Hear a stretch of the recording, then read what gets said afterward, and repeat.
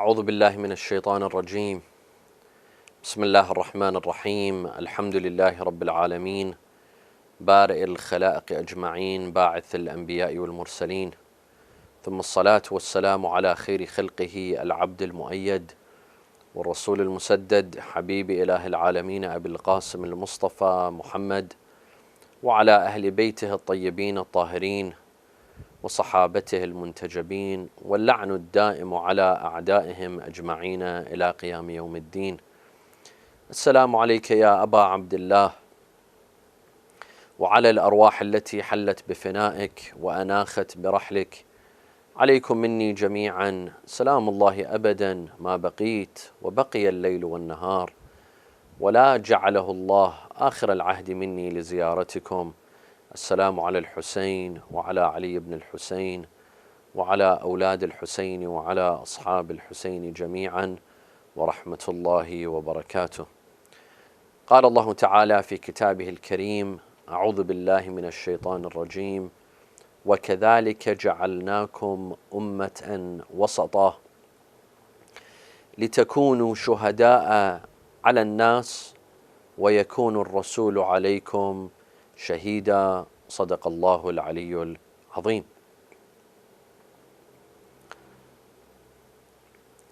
Tonight we will be examining this holy verse from the Quran, and we will try to see what the verse is saying and what the meaning of the verse is, and the different opinions regarding the meaning of this verse. Allah Azza wa Jal in this verse says that we have made you, وَكَذَلِكَ جَعَلْنَاكُمْ أُمَّةً وَسَطًا. We have made you the middle ummah. The middle ummah. And then the Quran says why this ummah has been made the middle ummah. Why is this ummah in the middle? لِتَكُونُوا شُهَدَاءَ عَلَى النَّاسِ. So you may be witnesses upon the people. So that you may witness the people. لِتَكُونُوا شُهَدَاءَ عَلَى النَّاسِ. So that you may be a witness. So that you may witness the people. وَيَكُونُ الرَّسُولُ عَلَيْكُمْ شَهِيدًا. And so that the Prophet will be a witness upon you. You are a witness upon the people, and the Prophet is a witness upon you. This verse has various aspects, and we can talk for several days in several lectures regarding the verse and its concepts that it carries, the meanings that it carries. However, we will concentrate in this lecture, we will concentrate on one meaning, one major aspect of the verse. And perhaps at the end, we will allude to some other meanings of the verse, but very quickly. However, the gist of our talk will be concentrated on one concept of the verse, and that is the concept of moderation. Al-i'tidal, al-wasatiyya. Allah Azza wa Jal says, وَكَذَلِكَ, and that is how, وَكَذَلِكَ جَعَلْنَاكُمْ أُمَّةً وَسَطًا, and that is how we made you the middle ummah. Wasat means middle. وَحَافِظُوا عَلَى الصَّلَوَاتِ وَالصَّلَاةِ الْوُسْطَى. Allah says, take care of your prayers, but especially take care of the middle prayer. There's a debate of which prayer is the middle prayer. Some say it's Salat al-Asr because it's in between al-Subh and Dhuhr and Maghrib and Isha. It's in between. Others say the tafsir of Ahl al-Bayt says it's Salat al-Dhuhr, not Salat al-Asr, because it's in the middle of the day. And some people have a tendency to forget Salat al-Dhuhr because it's in the middle of the day. People are busy with business, with buying and selling and trading, and they're busy with their everyday work, they might forget to pray Salatil al-Dhuhr. So Allah says, وَحَافِظُوا عَلَى الصَّلَوَاتِ وَالصَّلَاةِ الْوُسْطَى. There's a special reminder to take care of the middle salah. So al-wasat, al-wusta, al-wasat is masculine. Al-wusta is feminine. But it's both the same meaning. That which is in the middle. That which is in the center. Some exegesis, mufassirin, like Al-Alam Tabatabai in Tafsir al-Mizan, and like Shaykh Nasir Makarim al-Shirazi in Tafsir al-Amthal, have proposed the following meaning to the verse. They say this is a possibility, and that is that Allah Azza wa Jal has created many nations, and there's lots of nations. Some, they remain true to what Allah taught them. Others deviated from what Allah taught them, from the teachings of Allah. There are some that went to extreme measures, went to the two extremes, especially at the time of the dawn of Islam, when Islam was revealed, when the Quran was revealed, when Rasulullah sallallahu alaihi wasallam was sent as a messenger. There were various nations, but the most important nations were the pagans and the Christians. Pagans in the Arabian Peninsula, in Arabia, many of them were pagans. They were idol worshippers. And you also had Christians, Arabian Christians in the Arabian Peninsula, but you also had them in the Roman Empire. These were two nations that the Quran alludes to in this verse. How? As for the pagans, they were very extreme. They only concentrated on materialism. They worshipped an idol, very materialistic. They didn't believe in a God or a Lord that is unseen. What they worshipped had to be seen, had to be felt, had to be physically touched. They didn't believe in the unseen. That is why the Quran talks about الَّذِينَ يُؤْمِنُونَ بِالْغَيْبِ, those who believe in the unseen. Because for the Arab and the Jahiliyyah, they felt it was impossible to believe in something that they can't see or touch or feel with their physical senses, with their senses. الَّذِينَ يُؤْمِنُونَ بِالْغَيْبِ. So they were very materialistic. They worried about materialism. For them, life was dunya. There was no akhirah. There was nothing waiting for them after this life. They worked and struggled for dunya because that was it for them. There's nothing waiting for them after this life. And the Quran quotes them, quotes their mentality. قالوا إن هي إلا حياتنا الدنيا نموت ونحيا وما نحن بمبعوثين. It is this life, this dunya, that we live and we die. وما نحن بمبعوثين. There's no resurrection. There's no day of judgment. It's all about this life. So in their mind, they wanted to make the most out of it.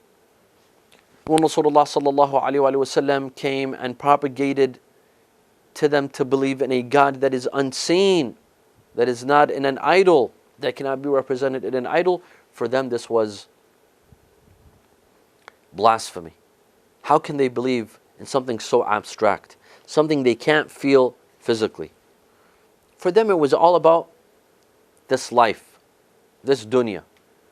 For them to learn about zuhd, about humility, about doing good for others, it didn't make sense for them. Why would I do good for others? Where's the reward in that?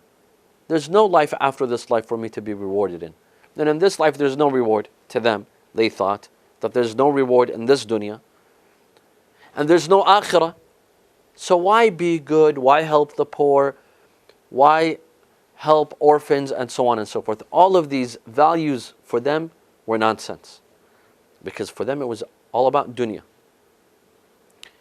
On the other side, you have another extreme that was represented by the Christians of the time, of what the Christians at that time were propagating. What was that? They were propagating about spirituality, al-ruhbaniyya. They were encouraging celibacy. No need to get married, no need to have children, especially for priests and the clergy. And this custom exists till today. The clergy amongst Catholics are not allowed to marry. They're not allowed to have children. Christianity encouraged asceticism, encouraged humility. The famous saying of, if you are slapped on one cheek, then give them the other cheek. Not to retaliate, not to fight back, but to submit. This sense of humility, to wash people's feet, to humble yourself, to feel humility in yourself. Which could be, to some degree, some of these values are positive. But to concentrate on these values and believe that this is faith, this is religion, and that a person should not get married, should not have children, should not worry about this dunya, should abandon this dunya, should live like monks in the mountains and not work for dunya, this is the problem. This is where it's questionable. But to feel humble, to feel humility, this is positive. But this is not what religion is all about. And then came Islam. Islam serves as the middle ground in between these two extremes. In between a culture of paganism, of idol worshipping, of worrying only about dunya and its desires, building a dunya and not worrying about the akhirah. And a culture of not worrying for the dunya, not caring for the dunya, only believing in humility, in humbleness, in working for another life, in being humble, in not retaliating, not fighting for your rights, giving the other cheek. Islam came and set a middle ground. Allah says that your nation is the middle ground. You are right in the middle. And there's an Arabic saying that says, خَيْرُ الْأُمُورِ أَوْسَطُهَا. The best of manners are those that are in the middle, those that are average, those that are not to the opposite extremes. The best of things. When you eat in a moderate way. When you sleep in a moderate way. When you dress in a moderate way. Moderation is the best of all paths. Islam says that we have created you, your nation, the nation of Islam and the nation of Rasulullah sallallahu alaihi wasallam, you're the moderate ones. You're in the middle. You don't just concentrate on dunya, nor just on akhirah, but you work for both. You work for both dunya and you work for akhirah. You worry about making a living in this life, but at the same time you concentrate on spirituality. While for the mushrikeen, they concentrated on the body. While for Christians, they only concentrated on the spirit. Islam came and said that human beings are made up of both body and spirit. You cannot neglect one and emphasize on the other. You cannot neglect your spirit and concentrate on the body. Nor can you neglect your body and concentrate on your spirit. Humans have a body and they have a spirit. And they need to nourish both. They need to cater to both. They need to take care of both. Both of them have to be satisfied. In order to be happy, You take care of your body, your physical being, your material needs, your food, your drink, your clothing, where you sleep, where you shelter, where you live.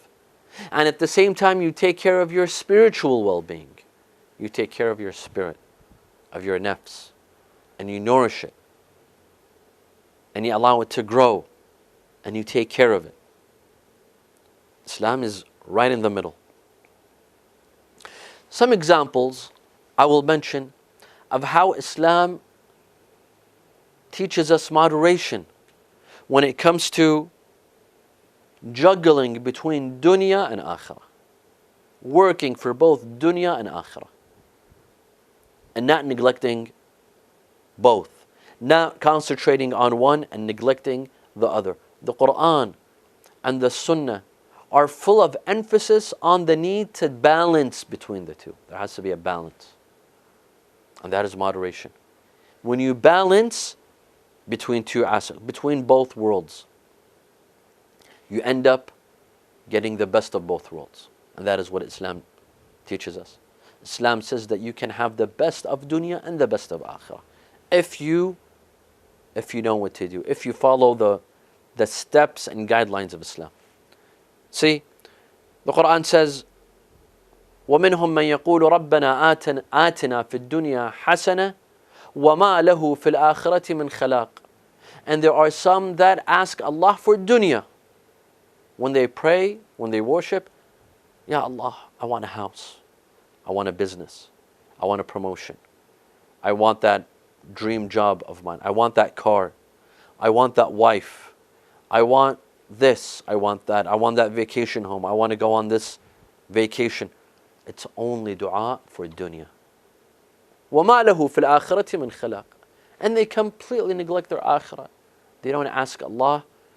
The same way they ask Allah to beautify their dunya, they don't ask Allah to beautify their akhirah. They neglect their akhirah.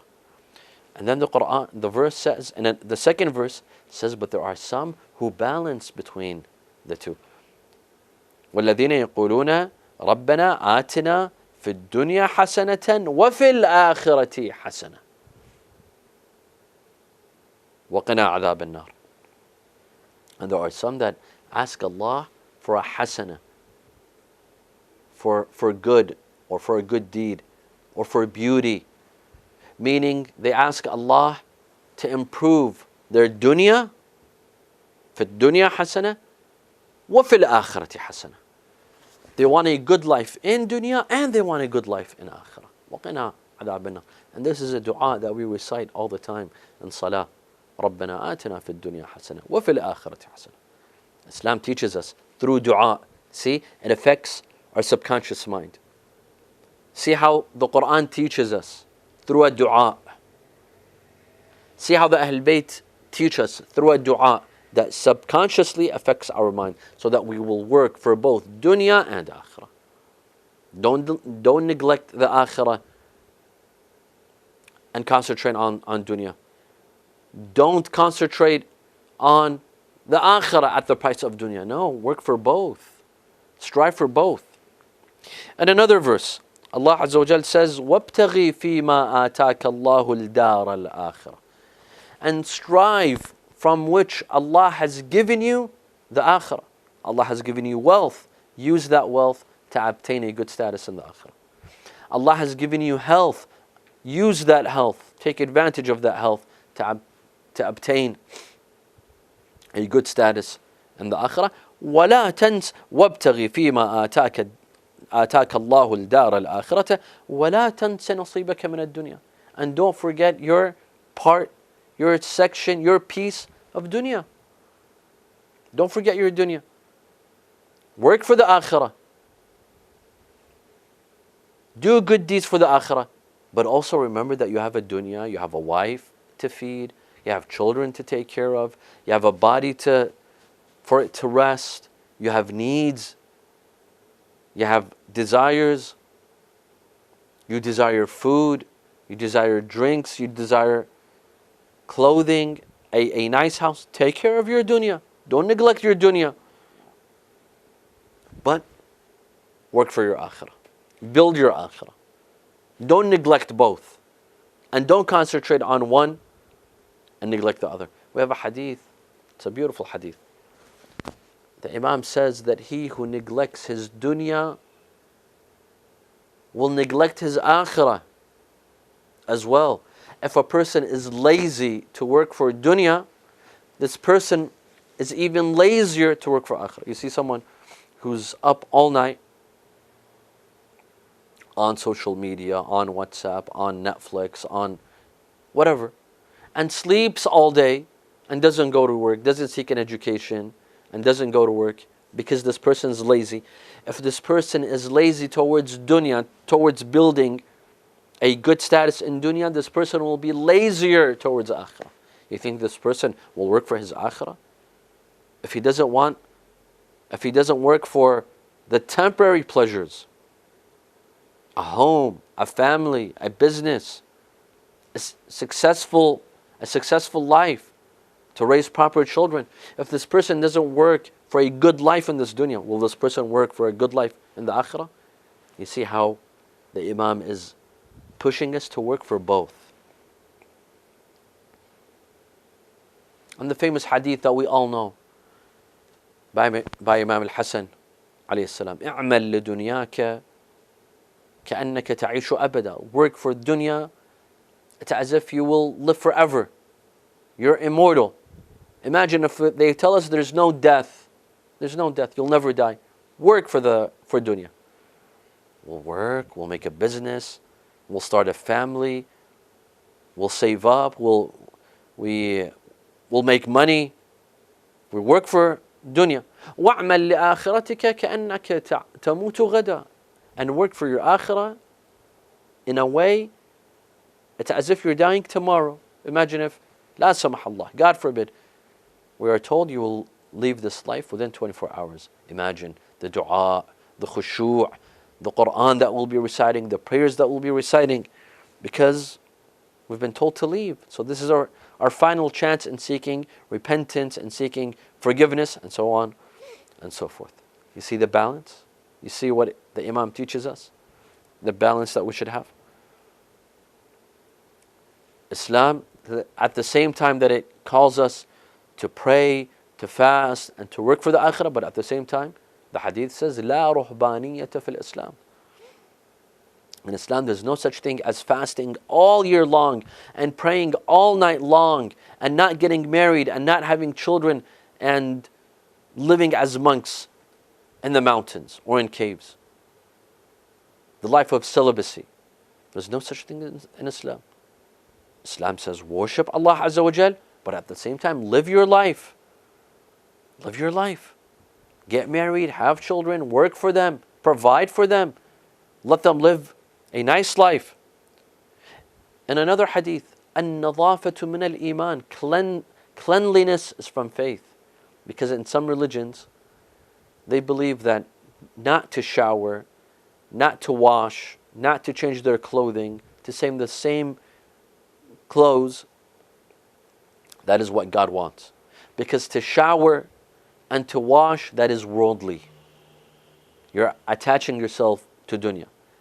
To change your clothing, to wear new clothing or clean clothes, that's worldly. That's an attachment to dunya. So it's better not to wash, not to change clothes, not to wash your clothing and remain dirty. Islam says no. النظافة من الإيمان. When you wash, when you're clean, that is part of faith. Your faith draws you to be clean. To be clean outwardly and inwardly. Physically clean and spiritually clean. النظافة من الإيمان. There's no contradiction between being clean physically, your clothing, your body, and to be faithful and to be righteous. They go hand in hand. They're very compatible. There's no contradiction whatsoever. When it comes to being attacked, this is where Islam is in the middle ground. This ummah is the moderate ummah. It's the moderate nation. Islam says do not attack others. Do not harm others. Don't go around killing. Don't go around harming. Don't go around stealing. Don't harm others. Don't extend your hand to harm others. But at the same time, if someone hits you, then you hit him back. You retaliate. You seek vengeance. And you seek revenge, but according to that crime. If you were attacked, you attack similarly to receive your right. وَمَنْ اعْتَدَى عَلَيْكُمْ فَاعْتَدُوا عَلَيْهِ بِمِثْلِ مَا اعْتَدَى عَلَيْكُمْ. This is a verse in the Quran. If someone attacks you, violates your rights, then you may respond in a similar fashion, not more. Not more. Islam doesn't say if someone attacks you, give the right cheek. If someone slaps you on your left cheek, then give them the right cheek. No. Islam says fight for your rights. You want to live. At the end of the day, if you want to become a beating bag, a punching bag, then you're not going to survive. You're not going to live. Don't be a punching bag for others. Not for individuals, not for groups, not for countries and nations. As a Muslim nation, we should not be a punching bag for anyone and take orders with anyone. Yes, there should be diplomacy. This is politics. There should be diplomacy between two countries, between an Islamic nation and other nations. But this doesn't mean that Muslims need to be a punching bag for others. No. وَجَزَاءُ سَيِّئَةٍ سَيِّئَةٌ مِثْلُهَا. And the response to an evil action is an evil action similar to it. You retaliate. But you retaliate justly, fairly. And if you wish to forgive, you may forgive. But you have the upper hand. Don't forgive because you're weak. Forgive because you're strong. Don't forgive because you can't retaliate. That's not forgiving. That's being weak. Forgive when you can retaliate, when you can seek vengeance and take revenge, but you choose not to. That is strength. That is power. That's not weakness. If you choose that path is even better. Islam says you can forgive, and it is better for you to forgive. But don't forgive out of weakness, forgive out of strength and power. This is where Islam becomes a moderate faith and a moderate religion. Compared to all other nations, all other religions, Islam is the moderate one. Allah says, we made you, وَكَذَلِكَ جَعَلْنَاكُمْ أُمَّةً وَسَطًا لِتَكُونُوا شُهَدَاءَ عَلَى النَّاسِ, so that you may be witnesses upon others. The Quran is telling us Muslims that we are the scale. That this nation, the nation of Islam, is the scale for others. Meaning, how do we judge whether others are extreme or not extreme? Based upon us, based upon our beliefs and our practices. We are the scale. We are the example. We are the scale and we are the example, as I will mention. We're the scale between two extremes. Hence, we are the witness. لِتَكُونُوا شُهَدَاءَ عَلَى النَّاسِ. Al-Alam al-Tabatabai and Sheikh Nasr Makarim al-Shirazi, they say, لِتَكُونُوا شُهَدَاءَ عَلَى النَّاسِ, so that you may be an example for others. Shahid. أتيت بشاهد, and we say in Arabic, I brought an example. In Arabic, when we say, I want to set an example, I say shahid. Shahid means example. So that you may be an example for others. So that Allah will tell the Christians, you had an example. Allah will tell Jews, you had an example. Allah will tell pagans that there was a nation that was exemplary for you, and their rituals, and their ideology, and their theology. Everything about Islam is moderate. So that we may be an example for other faiths and religions. We set an example. We set the scale in moderation. لِتَكُونُوا شُهَدَاءَ عَلَى النَّاسِ وَيَكُونُ الرَّسُولُ عَلَيْكُمْ شَهِيدًا. And the Prophet is your scale and is your witness, meaning your example. Who is our If we are an example for other nations, who is our example? Rasulullah sallallahu alayhi wa sallam. He is our example. He's the exemplary figure that we learned from. And we are the exemplary figures for other nations. So we are judged based upon Rasulullah. لَقَدْ كَانَ لَكُمْ فِي رَسُولِ اللَّهِ أُسْوَةٌ حَسَنَةٌ لِمَنْ كَانَ يَرْجُ اللَّهَ وَالْيَوْمَ الْآخِرِ. You have in Rasulullah the best example, the best role model. Is a role model. And we are a role model for other nations. We are an example for other nations. Why is Rasulullah the best role model? Because he's the best human being. We believe that Rasulullah was infallible. He was immaculate. He was errorless. Allah subhanahu wa ta'ala guided him. He was supported through Allah's guidance. Hence, he never committed a sin. He was purified by Allah.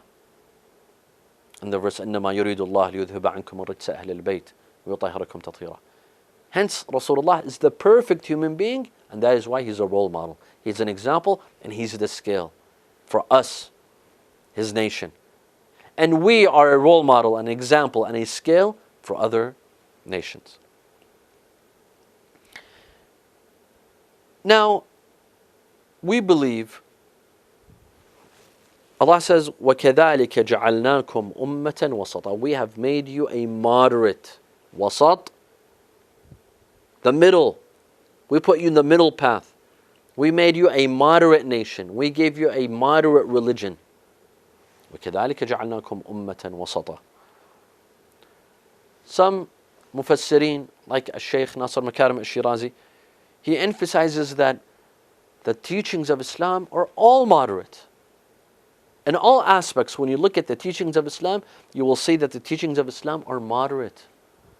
And that we should always exercise moderation. If we were to ever deviate, we should come back to moderation.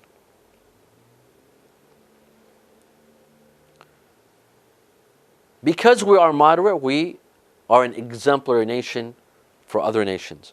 We set the scale. We set the bar. It is our nation that sets the bar for other nations. Anything below has shortcomings. Anything has exceeded, has gone to ahead, has gone to another extreme. We set the bar. We set the scale. Our nation is exemplary in all of its aspects, in its ideology, in its theology, in its rituals, in its practices, in its acts of worship. Islam teaches us that an individual, a human being, could be a person of dunya and a person of deen at the same time. Work for dunya, live a good life in dunya, but work for deen as well. And have a good deen, have a good faith. Be of righteousness. Islam teaches us that there's no contradiction between religion and science. A person can believe in science and at the same time believe in religion. There's no contradiction. You don't have to choose one over the other. You can accept both religion and science. Islam teaches us of moderate beliefs. And when I say Islam, I mean the Islam of Ahlul Bayt, the ones that learn from Rasulullah sallallahu alaihi wasallam. The Islam of the Quran and Ahlul Bayt. That Islam. Otherwise, we have extremist views amongst Muslims as well. The Wahhabi school of thought. You have the Khawarij. These are extremes. The Islam that I'm talking about is the Islam of Rasulullah, is the Islam of the Quran, the Islam of Ahlul Bayt. It teaches us to be moderate. Moderate beliefs. For example, we are taught that there is no ghulu and no taqsir. No exceeding of limits.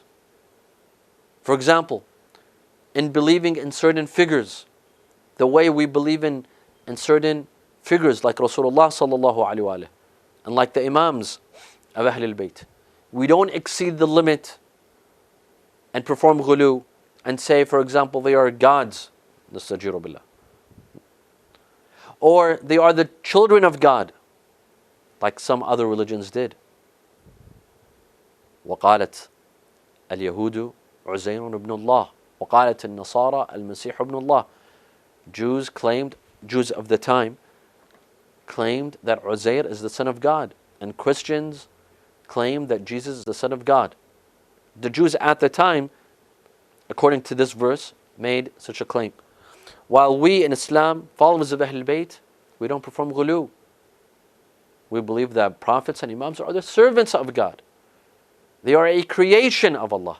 But at the same time, وَلَا تَقْصِير. We don't have shortcomings towards the infallibles. We don't say that they are ordinary human beings. They may sin, they may commit errors and mistakes. No, they are infallible. They are human beings that are infallible. We have other moderate beliefs. We, the followers of Ahlul Bayt. Imam Sadiq alayhi salam was asked, what is the truth?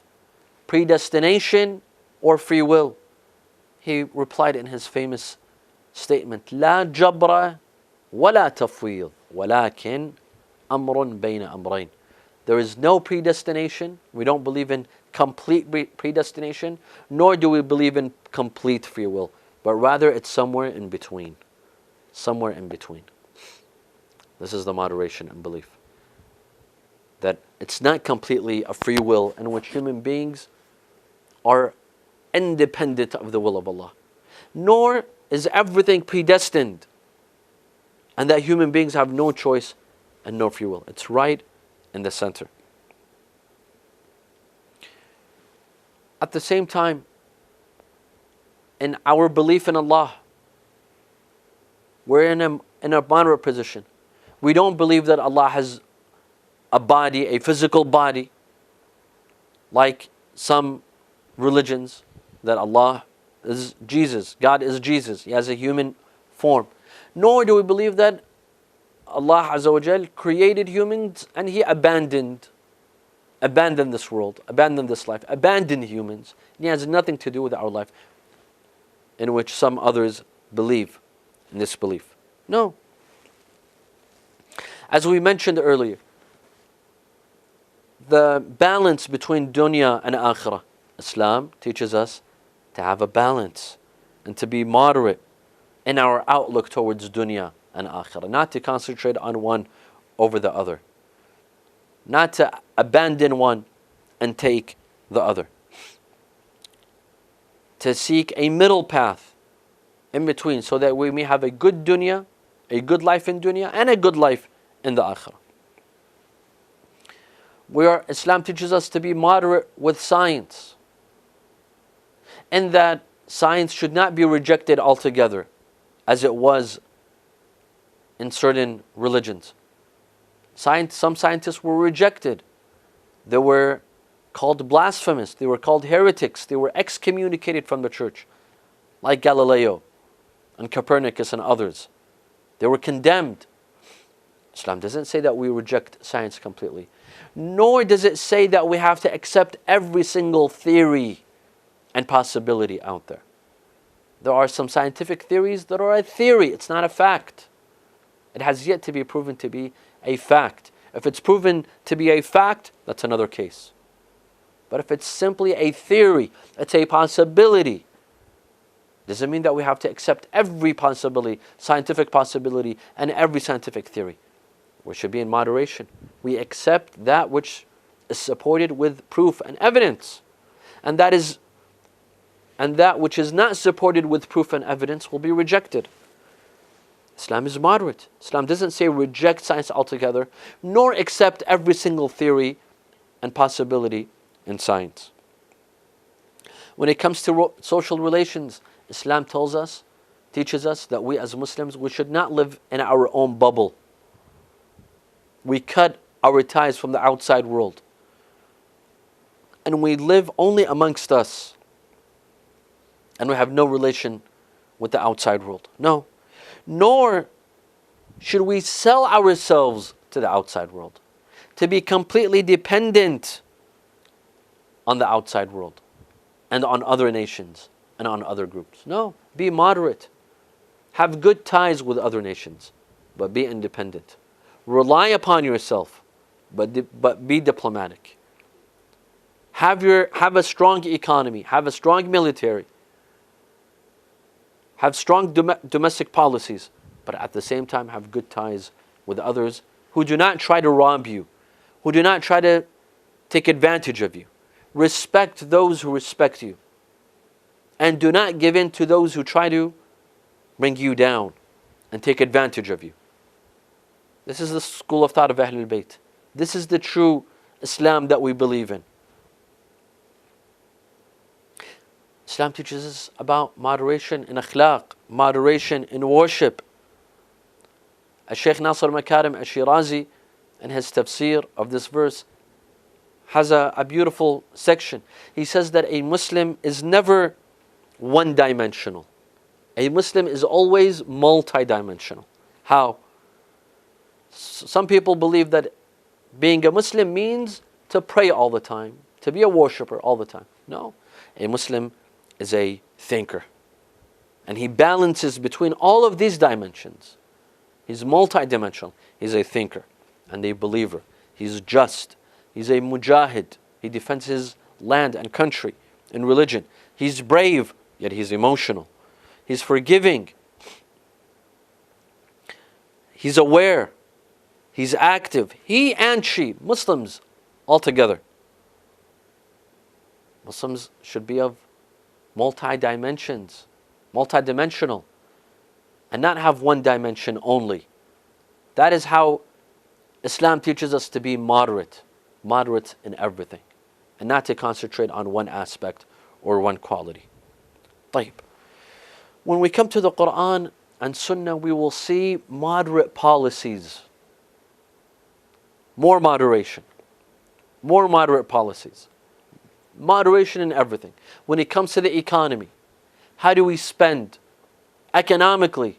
Islam tells us to be moderate. وَلَا تَجْعَلْ يَدَكَ مَغْلُولَةً إِلَىٰ عُنُقِكَ وَلَا تَبْسُطْهَا كُلَّ الْبَسْطِ فَتَقْعُدَ مَلُومًا مَحْسُورًا. And do not be stingy. You put your hand next to your throat, next to your neck, meaning you withhold from spending. Nor do you extend your hand and you be wasteful and you waste all of your money. No, rather, seek a middle path. Spend when necessary. Spend on things that you need, but at the same time, don't be wasteful. Don't be lavish. Don't spend your money on things that you don't need or you don't desire. And another verse, وَالَّذِينَ إِذَا أَنفَقُوا لَمْ يُسْرِفُوا وَلَمْ يَقْتُرُوا وَكَانَ بَيْنَ ذَلِكَ قَوَامًا. Allah speaks of the believers. When they spend, they don't waste, nor do they be stingy and greedy. وَكَانَ بَيْنَ ذَلِكَ قَوَامًا. Rather, they seek a middle path. When they spend moderately. They don't waste. They buy things that they'll never need. Nor do they be stingy and they're not willing to pay money. No, right in the middle. The Quran tells us to be moderate in our akhlaq and our manners. Don't be too arrogant, but at the same time, don't be so weak where everyone will come and slap you on your face. Everyone will step on you. وَلَا تُصَعَّرْ خَدَّكَ لِلنَّاسِ وَلَا تَمْشِ فِي الْأَرْضِ مَرَحًا. Don't put your cheek on the ground where everyone could step on your cheeks. وَلَا تَمْشِ فِي الْأَرْضِ مَرَحًا. And don't be arrogant. Don't walk tall and proud on earth, thinking that you're better than everyone else. إِنَّ اللَّهَ لَا يُحِبُّ كُلَّ مُخْتَالٍ فَخُورٍ. Allah does not like those that are arrogant. You see the balance? Don't be a punching bag for people to step on you and punch you, nor don't be arrogant. Don't be arrogant and don't be proud. Seek a middle ground. Even when it comes to walking and talking, Islam teaches us moderation. وَقْصُدْ فِي مَشِّكَ. be moderate in walking. Don't walk too slow and don't walk too fast. وَغْضُضْ مِنْ صَوْتِكَ. As for your voice, lower it. Meaning don't shout, don't speak loudly, and don't whisper either. Don't whisper either. Speak moderately, walk moderately, live moderately. وَاقْصُدْ فِي مَشِّكَ وَاغْضُضْ مِنْ صَوْتِكَ إِنَّ أَنْكَرَ الْأَصْوَاتِ لَصَوْتُ الْحَمِيرِ. When it comes to eating, Islam teaches us to be moderate. وَكُلُوا وَاشْرَبُوا وَلَا تُسْرِفُوا. Eat and drink, وَلَا تُسْرِفُوا, and don't be wasteful. Don't be wasteful could either mean don't be wasteful with food, don't waste the food. Or it could mean don't be wasteful with your health, meaning don't eat too much, nor eat little. No, eat that which you need. Eat that which is healthy for you. Eat that which is good for you. Moderation in eating. Moderation in everything that we do. Moderation in sleeping. A hadith says, إِنَّ لِبَدَنِكَ عَلَيْكَ حَقًّا. Your body has a right over you. You need to relax. You need some comfort. You need to rest. But at the same time, مَنْ جَاءَ يَوْمُ الْقِيَامَةِ مَنْ كَثُرَ نَوْمُهُ جَاءَ يَوْمَ الْقِيَامَةِ فَقِيرًا. He who sleeps too much will come on the day of judgment poor. You see the moderation? Rest, relax, but don't go overboard. Don't sleep 12 hours a day. Get your rest. Get the rest that you need, your body needs. But don't exceed the limit. Moderation in everything, my dear friends. This is what the Quran teaches us. This is what Islam teaches us. That we be moderate in everything that we do. And today, we Muslims in the West, we should be moderate in our actions and what we do. Our Islamic centers should be moderate. Religious lectures and speeches should be moderate, should not be of both extremes. Our religious speech should be of moderation. Our political participation should be of moderation. We don't give in, nor do we cut off all political ties. We're moderate. Integration in society should be moderate. We don't assimilate completely, nor do we cut off from society. We show moderation so that we may be an example for others. And Rasulullah is an example for us. The Imams are an example for us. Imam Hussein alayhi salam is an example for us. وَيَكُونُ الرَّسُولُ عَلَيْكُمْ شَهِيدًا. Imam Hussein is an example for us. Another meaning to this verse, and I will quickly allude to this. We have a hadith by the Ahlul Bayt that says, وَكَذَلِكَ جَعَلْنَاكُمْ أُمَّةً وَسَطًا. Ummah means أَئِمَّةً وَسَطًا. We made you the middle imam. You're the imams that are in the middle. The middle between what? Between the Prophet and the people. Rasulullah left this nation with the imams to be in the middle, to be the intervention, to be in the middle between the sky and the earth, to intervene, to deliver the message from the sky to earth. وَكَذَلِكَ جَعَلْنَاكُمْ أَئِمَّةً وَسَطًا. Of course, this is an interpretation, not the actual, this is not how the verse was revealed so that we'll be accused of believing the Quran was tampered with. No, this is the interpretation according to one narration. The Imams are the wasita. They are the intermediaries between the sky and the earth.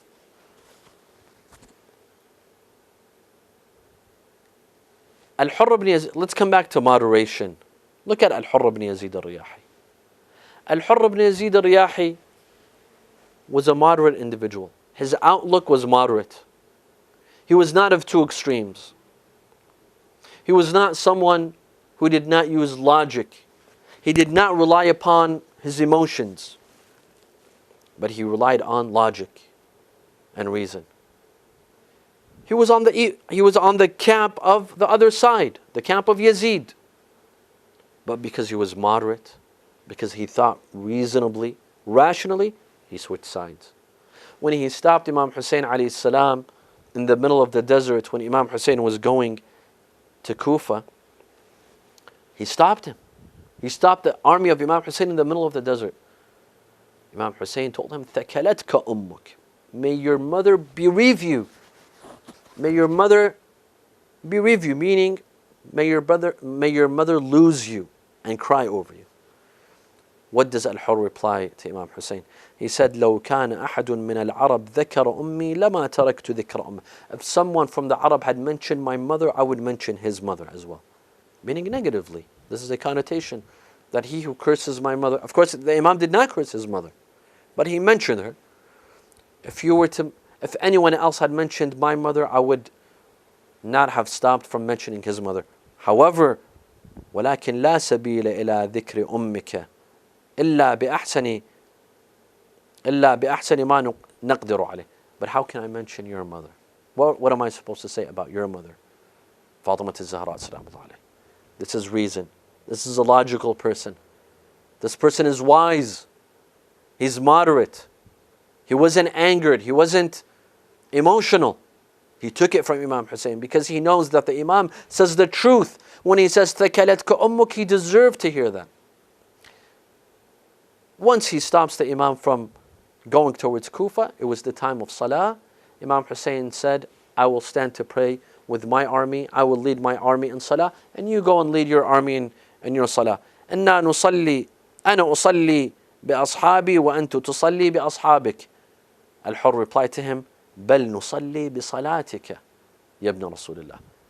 Rather, we will all pray behind you, O son of Rasulullah.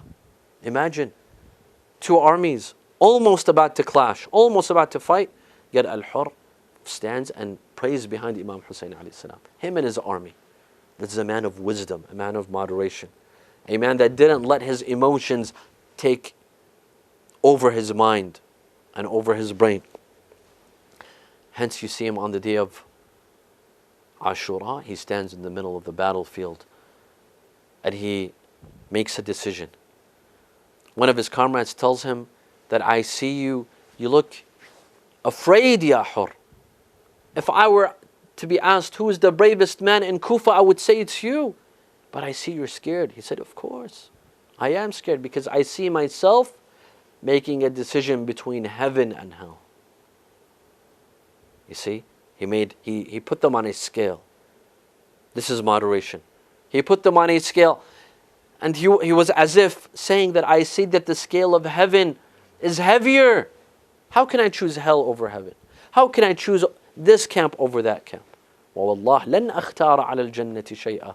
He got on his horse and he headed towards the camp of Imam Hussein. He reached the tent of Imam Hussein and he said, Assalamu alayka ya Aba Abdullah. Imam Hussein alayhi salam told him, Wa alayka as-salam, man ant? Peace be upon you, who are you? He said, أنا الذي جعجعت بك عن الطريق. أنا الذي أرعبت قلوب بنات رسول الله. I am the one that made you struggle, did not allow you to go to Kufa. I was the one that brought you here to Karbala. I caused all of this. I am the one that scared the hearts of the daughters of Rasulullah. فَهَلْ تَرَى لِي مِن تَوْبَةٍ. Do you think that Allah will forgive me? Imam Hussein alayhi salam told him, إِن تُبْتَ فَقَدْ تَابَ اللَّهُ عَلَيْكَ. اجلس معنا. Come sit with us. Al-Hurr says, no, كنت أول خارج بين يديك فاسمح لي أن أكون أول شهيد بين يديك. I was the first to stop you, to raise arms against you. Allow me to be the first martyr amongst you. Imam Hussein allows him to enter the battlefield. Al-Hurr begins to recite, إني أنا الحر ومأوى الضيف أضرب في أعناقكم بالسيف عن خير من حل بأرض الخيف أضربكم ولا أرى من حيف. He began to recite. He fought very bravely. He fought like a commander. They faced him. Some historians say that Al-Hurr ibn Yazid, his son was martyred before him. His son joined him and he gave permission to his son to fight. He witnessed his son was martyred He witnessed the martyrdom of his son first, and then he was killed. When he fell on the ground, he shouted, Assalamu alayka ya Aba Abdullah. Imam Hussein rushes to him. He sits next to him. He removes the sand and dirt from his face. He tells him, Anta hurrun كما سمتك أمك أنت حر في الدنيا والآخرة. You are indeed a free man, the same way that your mother called you, the same way that your mother named you. You are a free man in this dunya and in the آخرة. لا حول ولا قوة إلا بالله العلي العظيم. نسألك اللهم وندعوك باسمك العلي العظيم الأعز الأجل الأكرم يا الله.